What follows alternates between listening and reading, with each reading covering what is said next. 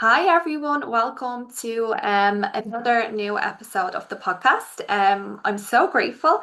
We have an amazing guest, one of my mentors, Amy White. So Amy is a female sexual empowerment coach.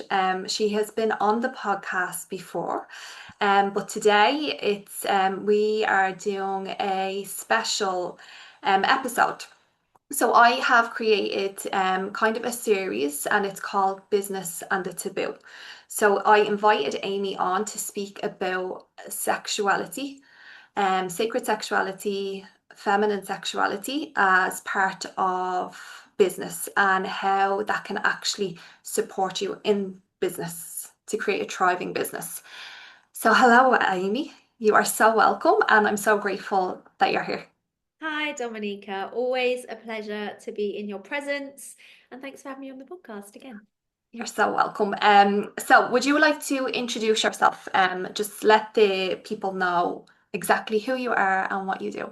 Yes. Okay. So I'm Amy and I'm founder of Temple of the Feminine, which is essentially my brand, the umbrella under which I work.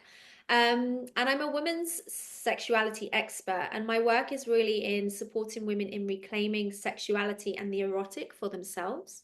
So there's an unraveling and a deconditioning around what sexuality and sexual energy means, and a real coming back to self-sovereignty and autonomy, and breaking down ideas of what that energy is and what it means to be a sexual woman, and coming closer to truth, closer to self, and a connection to self and the erotic also being our spiritual guide, like our pulse of life, our creativity, our vitality. Yeah, that's what it is. I mean, even how you speak about it, I get so like, oh, like because it's how you speak about it and how you present it.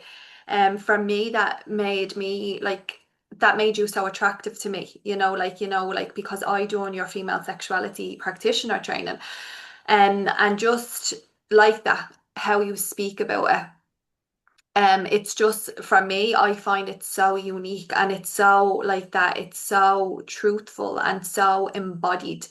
And very like for me it's very connected, like connected to spirit, connected to God. And like that was when we were in our training. That's when I actually connected to God in my body through self-pleasure, which like I did not know that was a thing. Yeah. So yeah. So Amy, obviously we will get more into the sexuality part as we move on. But I find your background very interesting as well. So what were you doing before you got into this work? So I laugh because whenever I share it, people are kind of like, wow, that's so different. And I'm like, it's not. There's so many threads that come into what I do. So before I was doing this, I worked as a probation officer. So I worked in the criminal justice system, and I worked on rehabilitation, but also risk management and public protection.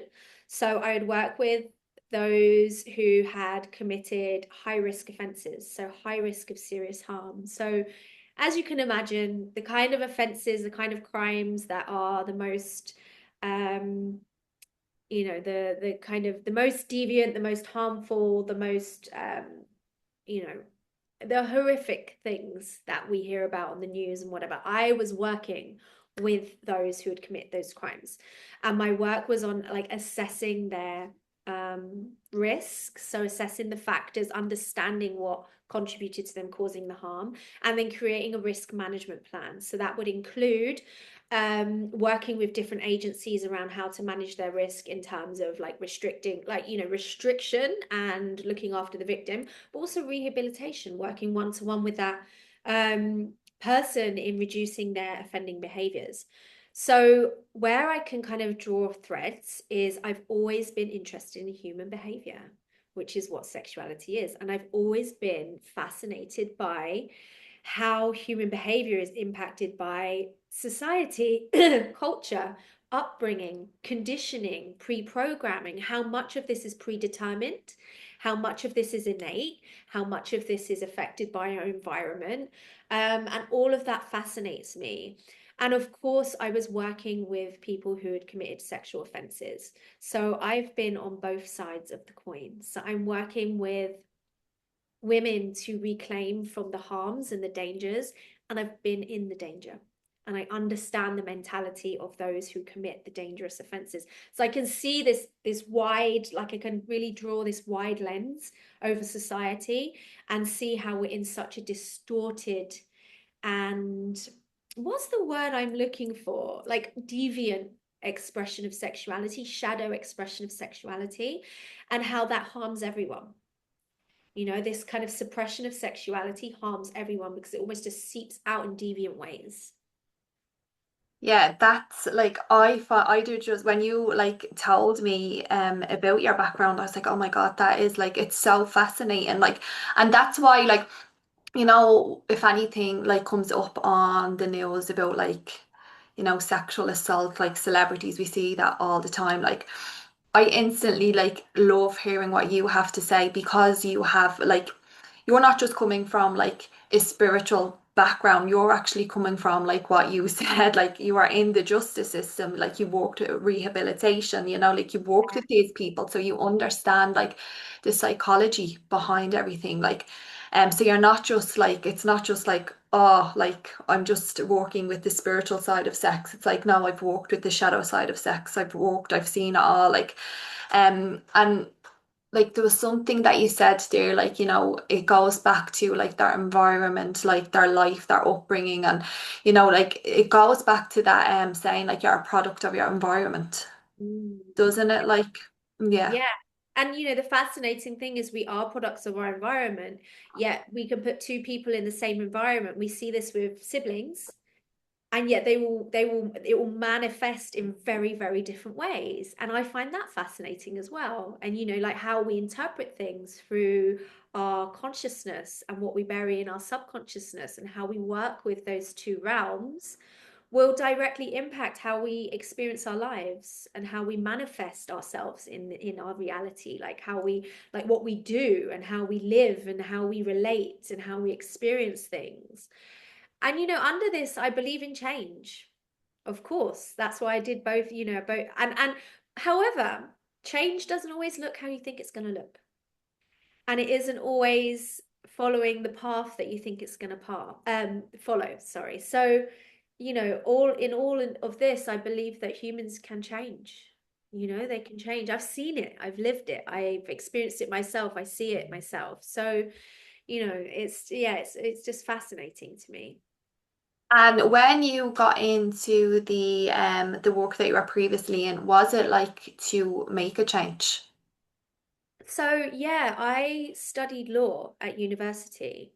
And I found all the kind of like equity law, land law, like that was really boring to me. I mean, the only bit I remember in land law, I will never forget, my lecturer stood in front of us and we're like, in one of those traditional lectures, and he stood down there and he said, "Men, if you buy a house and your woman moves in and she buys a pint of milk every single day, she has equity on your house. She owns part of your house. She can take part of your property." Ladies, do you hear that?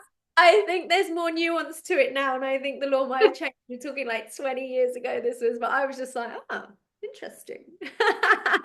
She contributed to the household. Anyway, so I found all of those types of law really boring. They weren't grabbing me. And then I remember just being really interested in criminal law. But then I took a module in criminal justice, and it showed you the history of the different justice systems and like how, and I was just fascinated by this concept of there's this group of people, the elite, normally white men, who decide what the laws are, and they're normally to protect their best interests, and then they decide when you break the law what the punishment is.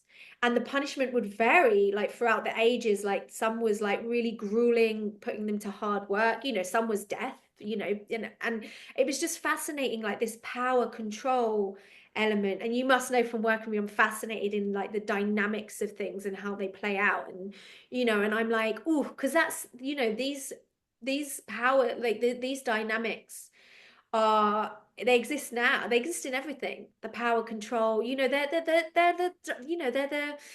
the yin and yang, they're the polarities. And it's like, but it's just how we work with them, and whether we work with them consciously, and like, are we power over or are we power in? And and surrender. I'm kind of going off on a tangent, but I was really fascinated by that, and disturbed, Yeah. actually quite disturbed by it. And I got really fascinated in different justice systems around the world, and like the brutality of certain justice systems. And I then studied a master's in human rights, because of human rights being the only kind of body of law that essentially protects the person against the interests of the elite and those in power, essentially. But as we probably know from seeing what we see, human rights law, is only as good as the powers that be allow it to be. It doesn't reside over the powers that be. So it's just it's such an such an emotive um body of work to experience as well, because it's Yeah. like real. It's Yeah. like, you're studying, but you're studying about real people and real lives and real suffering.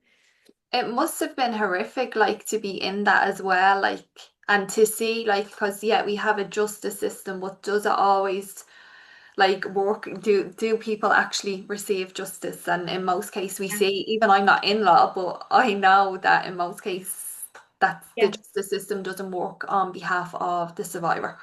No, no.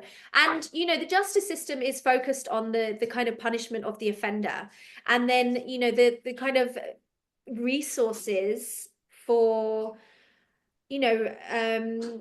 healing for the survivor are really limited. They are, their justice is seeing justice be served to the person who committed the crime, but everything that they're left with, there are certain bodies and organizations and agencies you can reach out to, but it's quite a flawed system. And in some ways, the English legal system is so um intelligent and intricate, and like when you study how it was built, it's really clever. It's one of the best legal systems in the world, and it's still flawed. Yeah. Like, I don't want to dismiss it, because it's fucking clever, like there's like a lot went into that, but it's flawed, and it's built on a white male um foundation. As much as there is attempts to shift that and make it more, fair and equal and just. And I've worked in courts as well, and I've seen some judges really try and understand certain things and call in different professionals and so on and so forth, which is really nice to see, because I I kind of have that humanness for everyone, as in, yeah, if you commit a crime, you need to be served, your punishment, your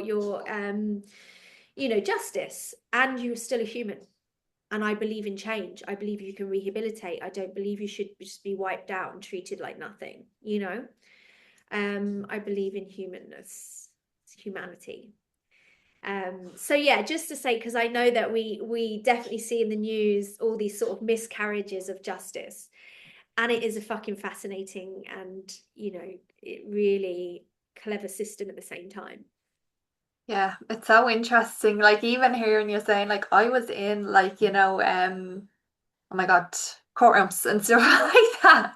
It's so different, but I understand how, like, I worked in a people are, prison for a few years as well, like literally wow, in the prison.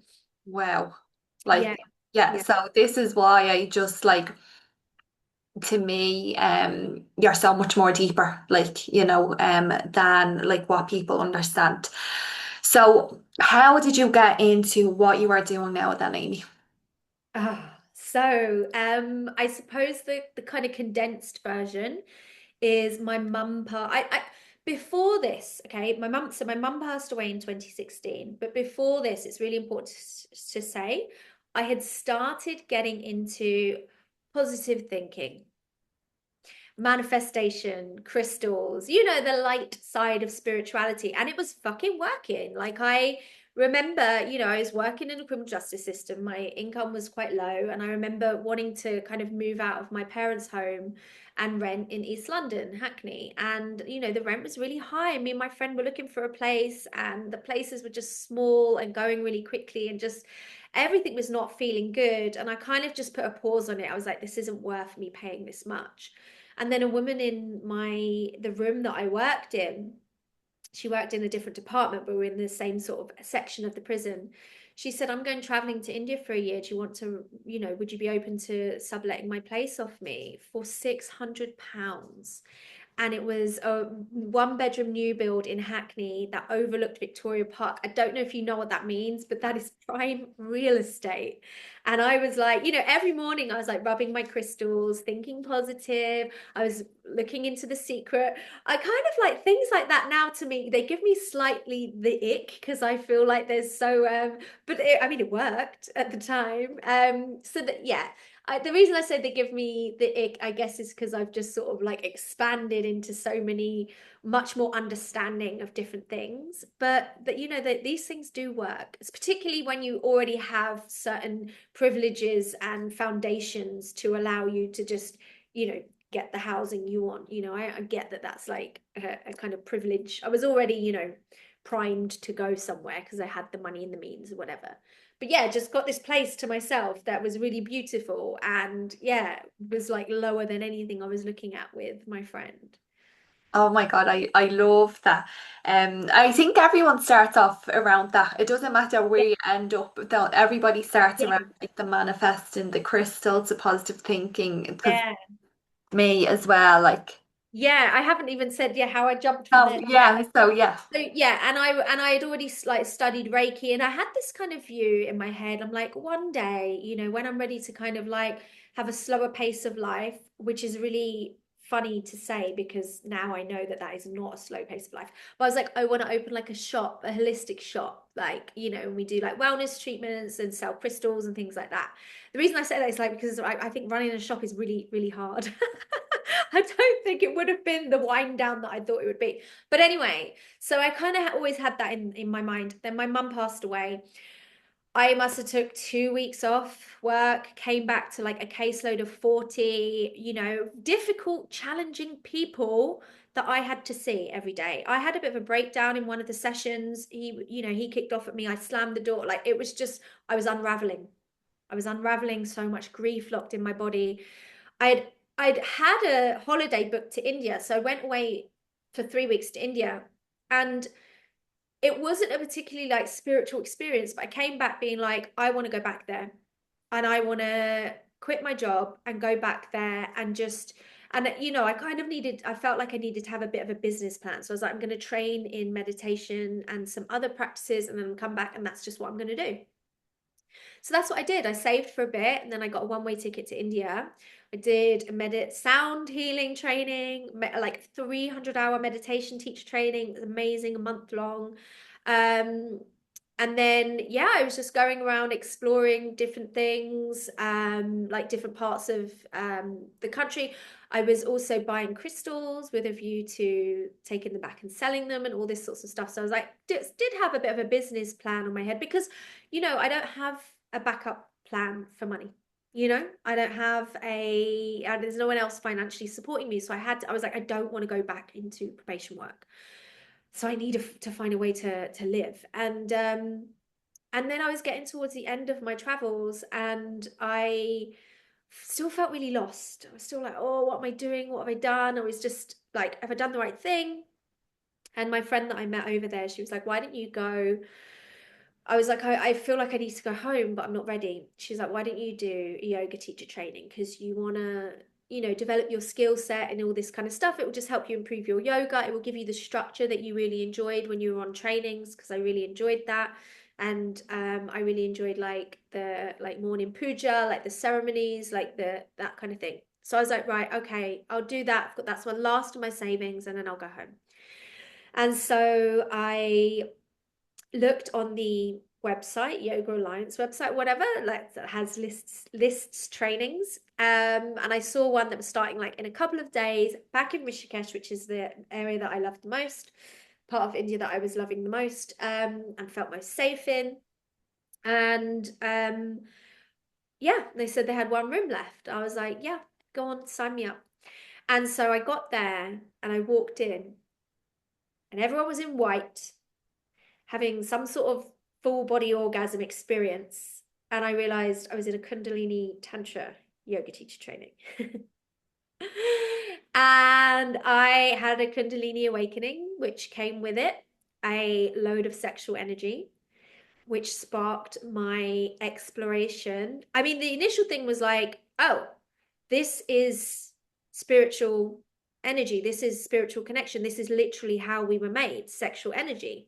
Why has nobody mentioned this before? Why has this not come up in my spiritual explorations before? Why are we not talking about sex? So, but I was still in my own process. So I came back. I did go back into probation. I did some contract work to keep me going. I was holding women's circles. I was teaching yoga, meditation.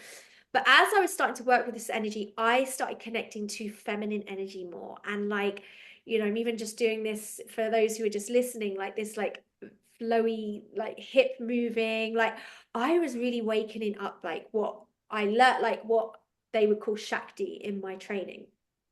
And I was like, oh, I need to share this because it becomes like this cracking open. So I was on my own exploration, but it was like filtering out in my shares on my Instagram, in my work, like this feminine energy. And then I started doing, I went off onto various trainings. That's another chapter of the story. So I might just pause there. But yeah, this started awakening in me and this energy. And I birthed Temple of the Feminine because it was this like, gosh, this sacredness of this feminine energy. And then it really became about sexual energy for me. And that just became the pulse of everything. And then, yeah, that's how I got here. I loved listening. Like obviously I've heard it loads of times, but I always love listening to it. Because it's like you like unintentionally went to this yoga training and you just thought it was like normal yoga, but now you get brought to a Kundalini Tantra yoga. Like I was like, do you that's know a what? part of your like purpose now that you help women with, Yeah. which I always find how we get brought to things like it fascinates me like and Yeah. I love that's why I was like no because you've been on the podcast before but we never spoke about that and I was like no we have to speak about this because to me how people get brought to their purpose is always fascinating because it's like I'm just walking along minding my own business and boom. Yeah. Like I'm like, when you look at me now, I'm like, I didn't intend for this to happen. Like, and it just kind of moved through me. And that's really beautiful. But then my work is so reliant on me and what I'm feeling and what I'm passionate about and where I'm at and like what my nervous system is feeling like and how like, like my mood and everything. And that is a really beautiful thing and can be a really scary thing.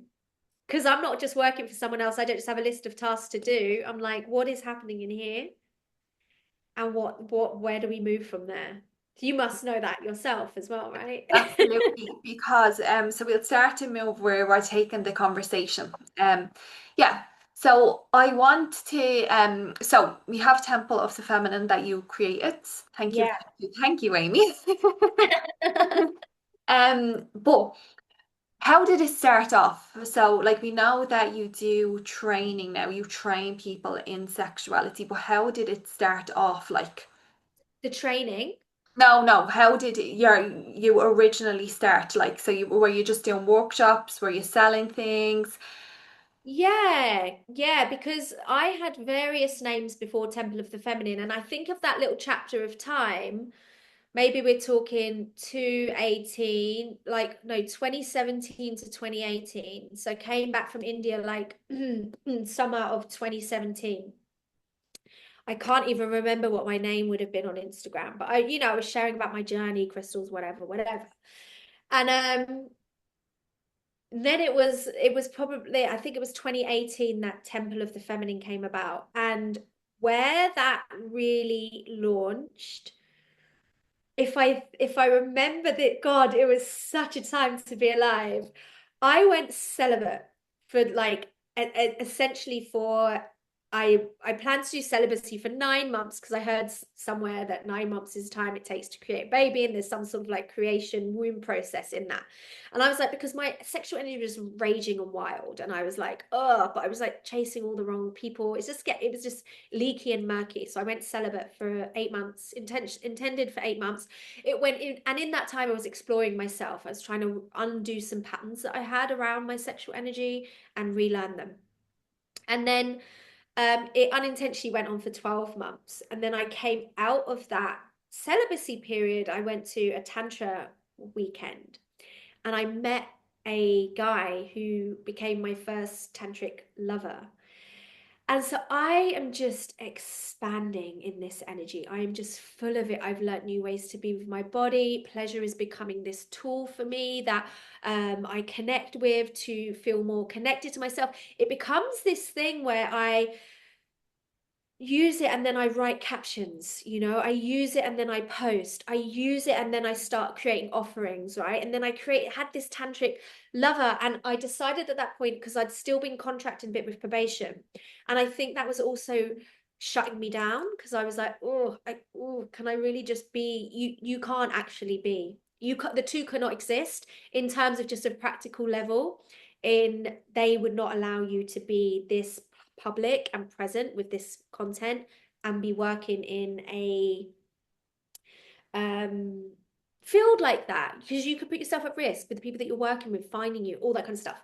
So I knew something had to give, and I think it was then having this sort of tantric love-making experience, which was like a spiritual experience, was like, there's just no doubt in my mind that I have to cut the ties there and fully go in, right? Because I was like, this needs to be shared, and there was still bumps to it, but I was like, I'm in. There's a flow now. I'm connected to something. I'm locked into my Eros, and I'm starting to experience it as something that is not just, when I say self pleasure, I don't just mean having an orgasm. I mean, connecting to that pulse of aliveness within you that that melts the illusion of separation and dissolves some of our human ego I-ness, that lets you see things and feel things on a bigger plane. Yes, yeah, and that's exactly, you put it into better words than I would, but it's like that's where I found God. Yes, Yeah, yes. so the oneness God, we like that, Oh, I've got to take full the body take. illusion is like, it's the illusion is gone, like, because you're fully Yeah. in, because like what you said, that's what we've been created, how we have actually been created, you know. I love that because I'm always trying to explain it to people, and I'm like, oh no, people need to listen to me to explain it. But We've so, got it now. We've got it like, we've yes, played it like shatters the illusion. Um, this. So we're like, yes, right. So we're talking about creativity. Like, so this is where like where I come to business. So you were saying that you'd be self-pleasuring, you'd be in love making, and then like it's just like these creative content offers things just start like coming through you. And this is where I kind of really wanted to direct it, right? Because like a lot of us, especially women, we have so much shame around sex. So even when like we hear like someone say the word sex, or even if it's more like self-pleasure and stuff like that, I find that it's definitely like the body gets shut down. But like find like so like women obviously when they hear sex and particularly self-pleasure, they shut down. So they're gonna be thinking, how is that even possible? Like how is it possible to utilize my sexual energy as part of my business? Um, I was at a retreat like 2 weeks ago, and I was speaking like to two women, And one of the women, like she read some books, so she was like open, like. But then when I start saying what I was saying, she was like, my body is like contracting, like I feel, and I was like, yeah, you don't feel safe, like, in your nervous system is saying this is not safe, it's wrong to speak about. Like, because we have been conditioned by society, by religion, and especially for women, like that it's wrong to speak about sex, it's wrong to be in your body, it's wrong, it's shameful, you're going to go to hell if you self-pleasure. But actually, like, we experience something like totally different. Mm. Yeah. um yeah, so it's just when you got to the, like, like being in your body, and like that separation, and like you're channeling then, because that's what I always find, like it's almost like you're channeling, isn't it? Yeah, you've opened up the channel with your Eros. When you think about, so I think about it like, I mean, the image of Kundalini is like a serpent, and I see snakes a lot. Got snake tattoo, to represent that experience, that connection. But it's like this thread of energy. You can almost imagine it like this golden thread of energy, and it comes up from the earth because everything in the earth is fertile and erotic, and this from working with me, like the earth is like constantly making love to it. Like, like the roots of the trees are penetrating the soil, and the soil is receiving and providing the nourishment and the nutrients for the tree to flourish. The waves of the sea are coming in, and they're like kissing the sand, like penetrating the sand, rolling back, and it all works for a purpose, in the sense like it all is like divinely created, like it works together in harmony, right? And that is like, the kind of sacred higher level of lovemaking. It's like this harmonious union that creates this like ecstasy and aliveness and creation, right? Obviously we are humans, and we exist in this like field of consciousness where like our field in our human experience is dense, and it is there is separation and suffering and loneliness and struggle, right? So we're in all of that kind of dense distortion. And what me and you are speaking about is like when you tap into that Eros, you can melt those areas of humanness for a moment, to tap into that expanded field, to access different states of consciousness. But we've been conditioned to think of that energy in a way that is danger, shame, taboo, dirty, naughty. And that is part of our human kind of assignment, to like unbind it from that distortion so we can access it and use it for our higher purpose. Yes. Yeah, absolutely. Like, and when you were speaking about, like the sacred union, almost, where like if we're speaking of same-sex genders, it's like the both of them coming together, sacred union, connecting to oneness. But that can also happen through self-pleasure, like, Yeah, because we both have a masculine and feminine energy. absolutely, absolutely. Yeah. I almost mostly advise women to do this with themselves. Yes, absolutely. Like, and this is where, like, so, and this is what I have experienced, and you've spoke about it there as well, right? So, we're in like self-pleasure, where we open up our channel, and we get these creative ideas, and then we use the masculine energy to take the action, like, so it, like, I always think of like the feminine leads, the masculine follows, so we get these creative ideas, through our channel, and then we take the masculine energy action. But Yeah. what we see so much in businesses, and I heard this sentence this morning, like the hustle. And I'm like, the Mm. hustle, like, and I'm like, oh, I hate that word so much. And I think, especially since our training, and like I done the training, what, like 2 years ago, and I feel like I deepen more and more into my body and my femininity more as time goes by. So that word hustle, it's like, oh, it breaks me soul almost. Like, because we have been conditioned to believe, oh, you have to like be hustling, you have to be constantly taking action, you have to be constantly striving, you have to be constantly like doing, and it leads us to burnout. And Mm, especially as like if you have a woman's body, like our bodies are cyclical. So we don't have the same energy like last week that we have this week because no. it's always changing. So how can we be expected to perform like constantly? Because like society, the world, business is created for men. Like men has 24-hour cycles, and within that 24-hour cycles, if they're healthy, it never changes. Yeah. But every day we're changing, we're up and down, and like last week, 2 weeks ago, I was so motivated, and then last week I was in my luteal phase, and I was like, I can't even think. Yeah, yeah, I know. And then add on to that various like life challenges and when you're attuned to your body, right? And when you come, also this work brings you out of chronic freeze. And a lot of people who are in chronic freeze, and that's like an experience in the nervous system where everything has just become so overwhelming that we've frozen our feelings, our sensations, our subtle cues, and we've frozen and numbed out to cope, right? So it's an amazing, amazing protection mechanism that our body has to deal with this world that we live in. But then the downside of that is we don't get access to the full range of our erotic.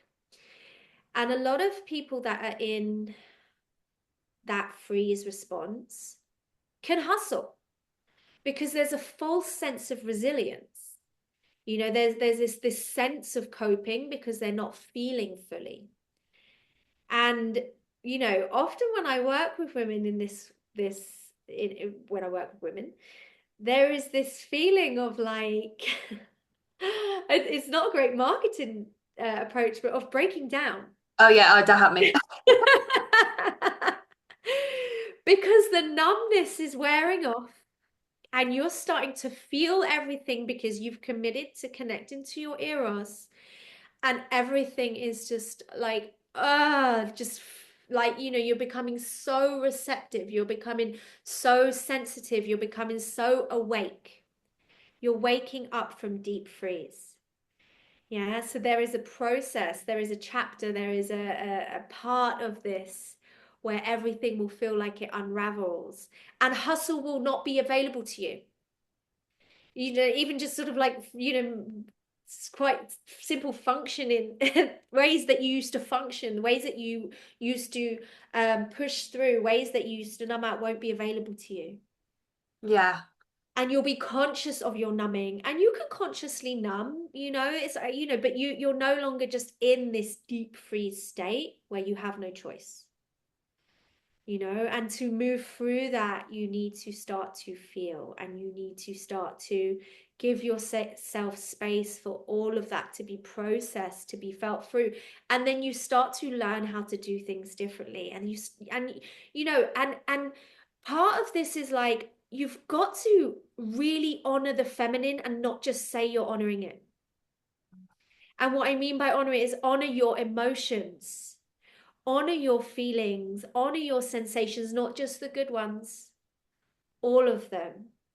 Because we have this talk about honoring the feminine, but then when we experience the feminine, we're like, no, shit, go away. Like, You're I just, so deep and strong and powerful. You're like, ah. yeah, yeah. When you become this massive vessel and container for feeling, for eros, that you for fire, for anger, for justice, for truth, for grief, for pleasure, for orgasm, right? We're like, I like the idea of it. I don't want to actually feel it. Yeah. So we're on the nervous system anyways, right? So because you teach nervous system in your training. Yes, yes, yes. All of my work is also nervous system led, because as beautiful as that bigness sounds, our nervous system has to be able to hold it. Otherwise, we will go into overwhelm and freeze again. Yes. Um, 'Cause I loved the nervous system education that I received. And I think in business, having a healed and regulated nervous system is very, very important for Yeah. us to be able, like, especially if you want to evolve, if you want to grow, which in most cases people do, like, you have to have your know how to regulate your nervous system so you can actually hold more Yeah. within your field. Like, and I don't think like the nervous system and sex, like we just get back to like that woman that I was speaking about when I was speaking about, although she read a book, her body was like that contracting. And I was saying, yeah, that's your nervous system, like, because you have to feel safe to Mm. experience, like, to allow yourself to like go that deep with sex or self-pleasure. But you Yeah. also have to feel safe to receive money, to receive clients. So it has like they are intertwined. They are very much connected, I really find. And like sex and money are on the same, like, the taboo things. Like, don't talk about sex, don't talk about money. Like, you have to feel, and you have to feel safe within your body to receive both of them, to hold both of them. Like, if you really want to expand, like, if you want to expand in your body, if you want to expand your orgasm, you have to feel so safe within your body to trust, to surrender, to let go, to that bigness. And it's the same with money. Like, you have to feel like so safe within your body if you want to hold more of it. Like, and like, even if we go to, like, because I know a lot of people would be into like Reiki that listen to this. So if we go to the chakra systems, which you work with as well in the training, you have like the root chakra, which is all about safety and stability, and like, like, it's connected to money as well. So again, feeling safe, Yeah. feeling stable to Yeah. hold that money. And then Yeah. we move up onto the sacral chakra, which is all about pleasure and sex. But it starts off on the root chakra first, so you have to feel safe, like, to Yeah. receive these things. Yeah. Yeah. And it's interesting because when you really like zoom out and you look at different approaches, like, the um like in Eastern philosophy, we have the chakra system. In sort of trauma therapy, we talk about the nervous system, but they're all kind of approaching the same thing, in different ways, and they all complement each other. They're not against each other, but we're all talking about like the capacity of the body and the energy body, right? And one thing that I want to add about the concept of safety is it's not about the absence of discomfort, it's about our capacity to be with discomfort. So almost, the woman that you met and she started to contract, right? I've often seen people be like, "Oh, I don't feel safe," and then that's just a shutdown to the process. But if you really want to commit and create safety, it's about knowing where you're not feeling safe and stretching the edges to create more safety in that space, right? Not just staying where feels comfortable, because that's not why we're here. If you want to stay where you feel comfortable, you don't step into a self-growth container. You don't go to a coach or a healer or teacher or leader. You stay where you are, and you accept that that's your reality and that's where you'll stay. If you want to feel more safe, you have to go where it's uncomfortable to expand your nervous system capacity to meet more of life. And then eventually those parts will not feel uncomfortable. They will feel safe and your capacity will grow. And then you meet those edges again and you grow and you grow and you grow. So you have to meet the discomfort to expand into safety. And when we talk about like intimacy, sex, when we're sat with someone or laid with someone, there are certain elements that can support a relaxation of the nervous system, but it's not about never feeling any discomfort. It's about being really attuned to your body and knowing what you need in the moment to bring that safety back. It's not always tapping out, like that. And so that's the same with money or whatever. Like, it's not just like the minute somebody mentions sex, I feel unsafe, so I'm leaving the conversation. It's like, is there something you can support yourself to stay, and so that the word sex doesn't feel like a danger or a threat? Because what's happening is the body is perceiving danger where danger isn't really there. If we really think about what's happening, the body is picking up a sense of danger that isn't really there. you know? And it's having a response like as in I sense danger where you're not really at threat. Okay. You're at threat if you think about it, the body is responding at threat, and that's a very real experience. So that's what the body's experiencing. But if you really think about it logically, rationally, the tiger has gone. The tiger analogy, which is from, is it Peter Levine or one of the big trauma specialists, explains, the basis of this reaction in the body is evolutionary, of like when we're faced with the tiger, but now our tiger is a red headed letter, or somebody saying sex, and it's like, you actually have more choice and power in the situation than your body is remembering. And so it's about teaching your body that these areas that you also desire to be in, if you feel your body feels threat from money, teaching yourself that it's not a threat, like rewiring your system to understand that it's not a threat, rather than just accepting shutdown and moving away and being like, that's not safe. Yeah, it's like learning to hold that aliveness in your body, isn't it? Yeah. Like, yeah, and I was just like, I was listening to you, so I go to dancing, right? And I keep noticing, so the dance class I go to, the teacher that I love the most, she's the most challenging, and it's the hardest, but I do love a challenge, so I'm like, I'll put myself in it. But it's like every time now, because I'm going to her classes more, I'm picking up things a lot quicker. But I'm noticing, like, if I get the moves quicker and I'm more embodied in it, it's almost like, because I'm used to not picking up the moves as quick or being in my body as easy with the dance, it's almost like I can feel that, like, almost like taken over, like that feeling like of being taken over. But then I'm like, this is okay. This is, I chose this. I'm only dancing. Yeah. It's so small, but like I know, I that's know. that's what basically what you're talking about. It's that aliveness, that uncomfortableness in your body. That's like, yeah, you need to like those tools that you share within the training. That are just like nervous system regulation tools as well, that you share within the training. Like, they are things that can help you, like, because like yeah, there obviously the training is about sex and stuff like that, but you don't go to sex straight away. It's like that's a few months down like the line. You prepare the body to Yes. feel energy and to experience energy, and you learn how to move at the pace of your body and your nervous system.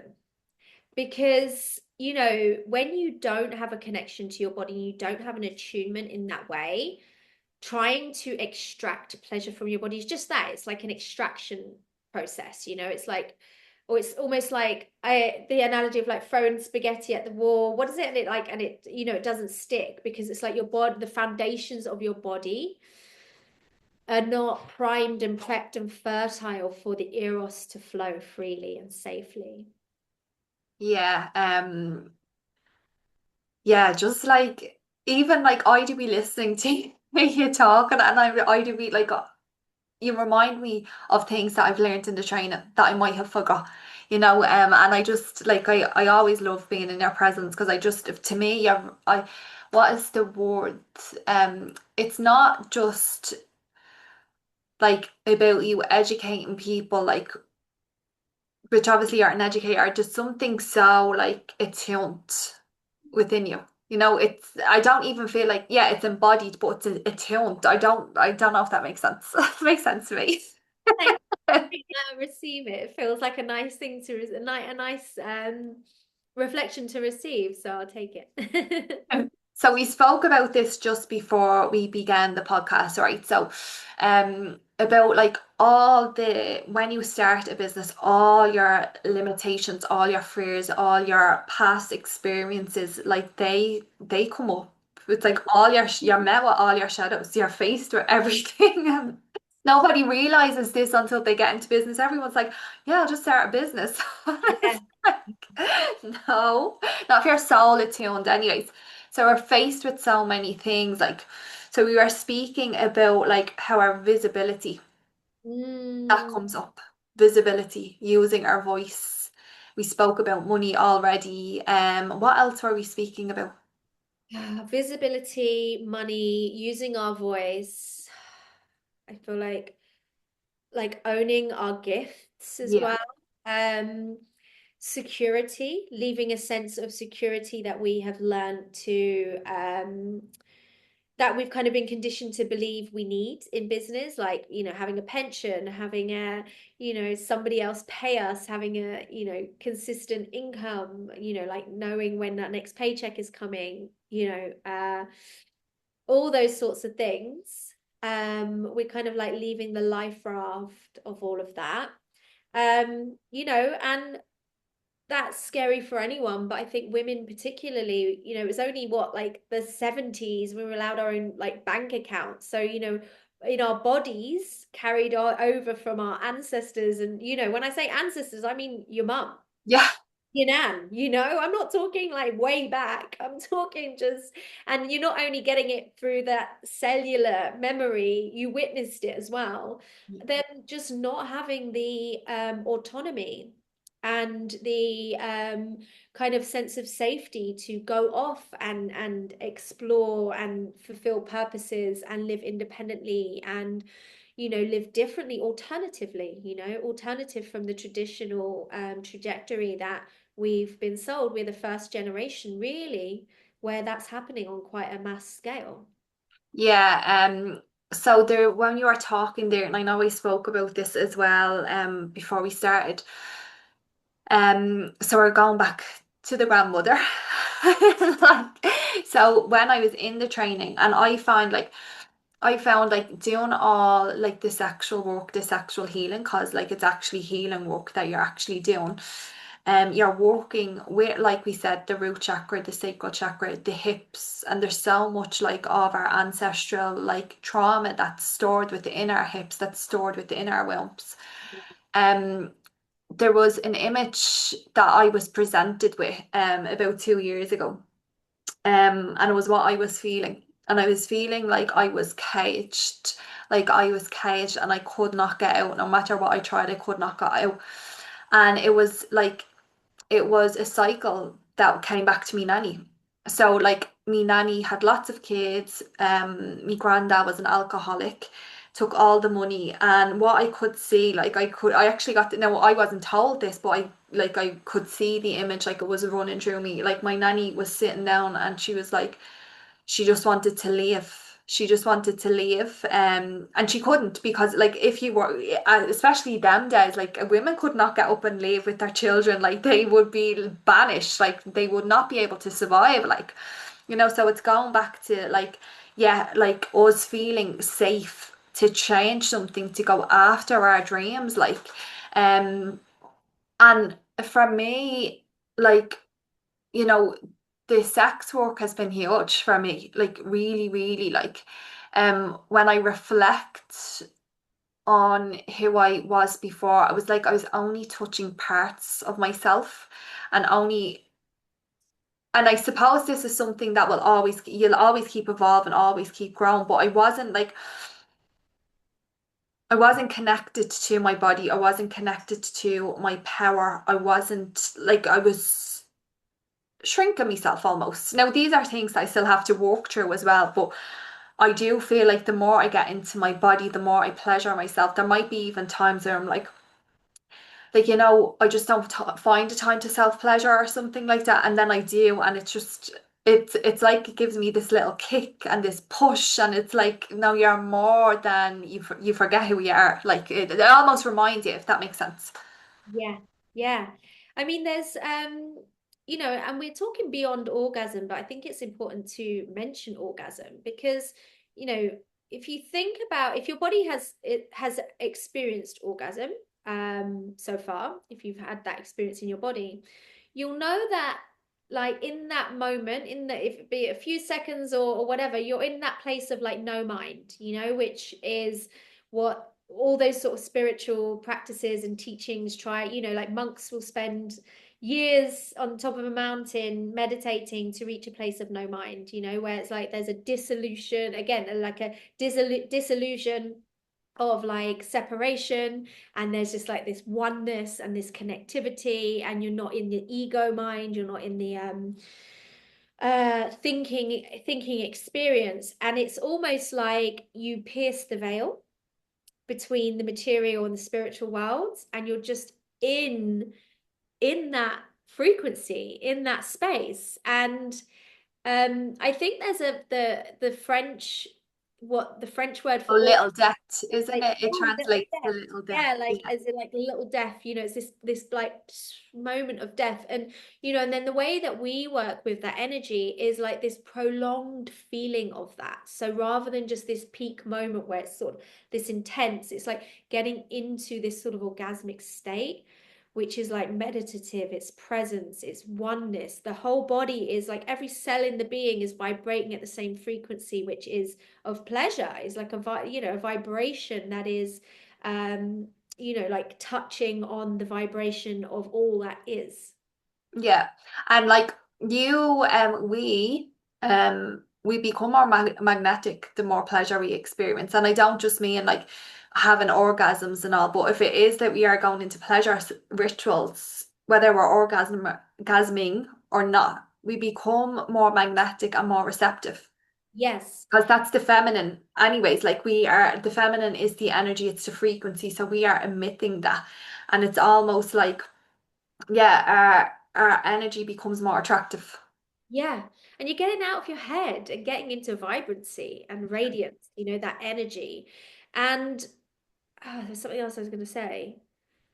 Yeah, even just regardless of the state that you achieve in the moment of your practice, it's a bit like a physical workout. Like you're strengthening the muscle, you're moving the goalpost, you're like moving more towards. So it might not mean that you have a peak orgasm every time, but you are expanding towards that frequency, you're moving towards, and you're strengthening your connection to that, each time you kind of go into a pleasure practice, more so than if you were just going about your day and not, like every time you sit down for a pleasure practice, every time.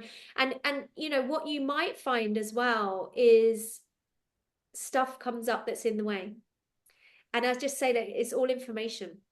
That's great. You're being shown something about yourself. You're being like, you're being told more about yourself. You're getting to know yourself. You might sometimes sit for a pleasure practice and a pocket of grief comes up. That doesn't mean that you've not succeeded or you're not closer to that means like that is what needs to be felt through your body.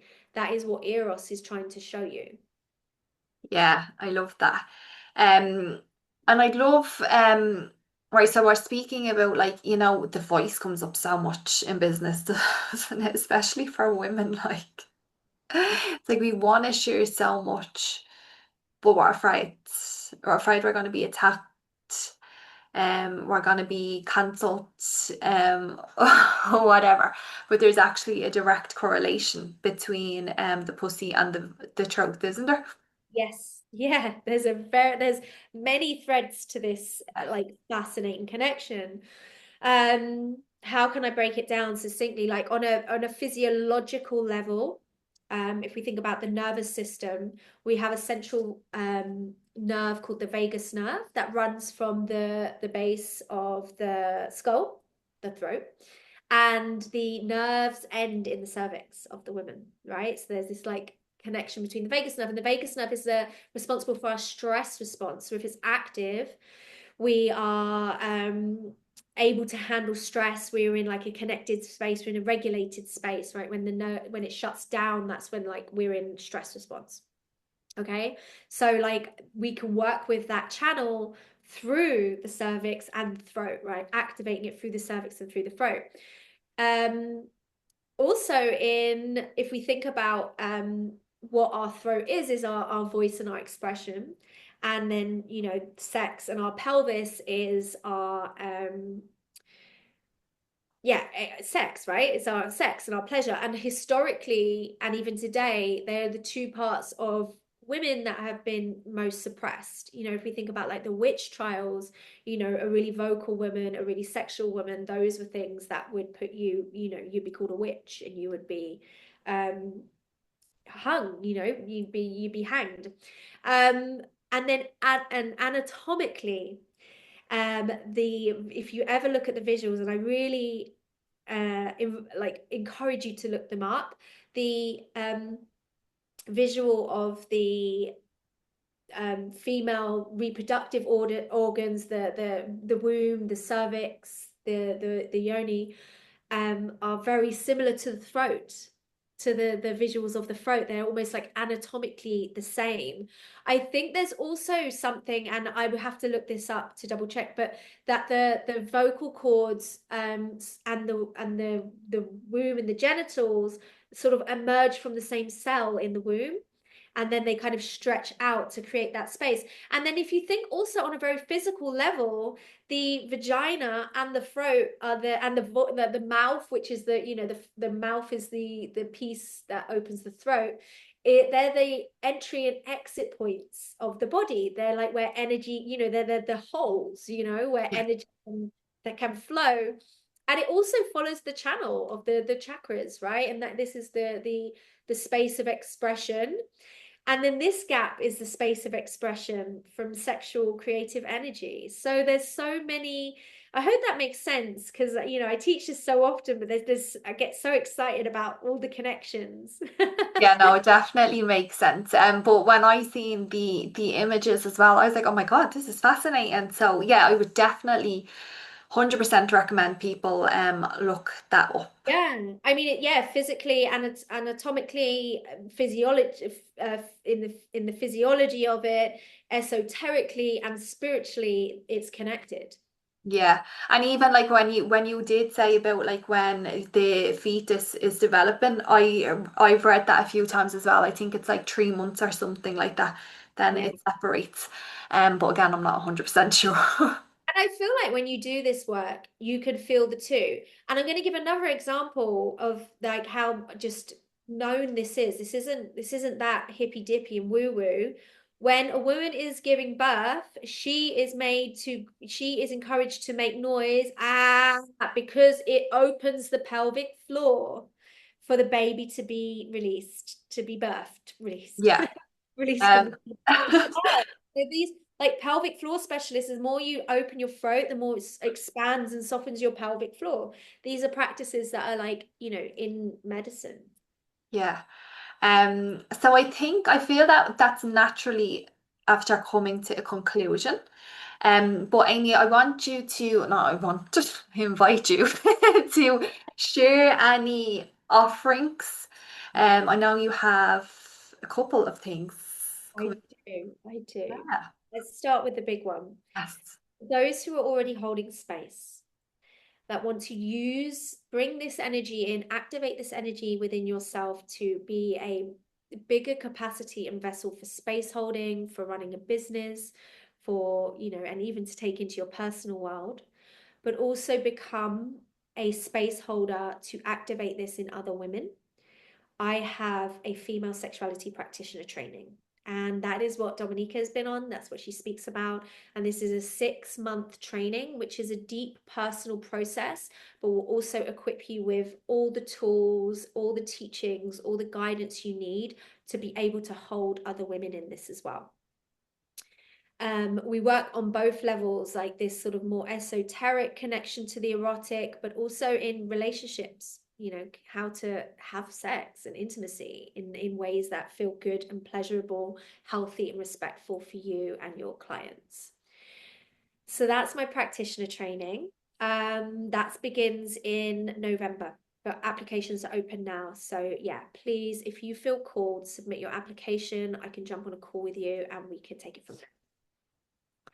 I'm also inviting a few select women to join me in Ibiza in October, and this is the Sensually Magnetic Retreat. So some of that like magnetism that Dominica and I was talking about, and that like Eros and the erotic as a connectivity to all that is. And we're going to bring in manifestation into this retreat as well. So you're going to be like stepping into a portal with us in Ibiza, which is the magnetic crystalline island, which I have a very strong affinity to.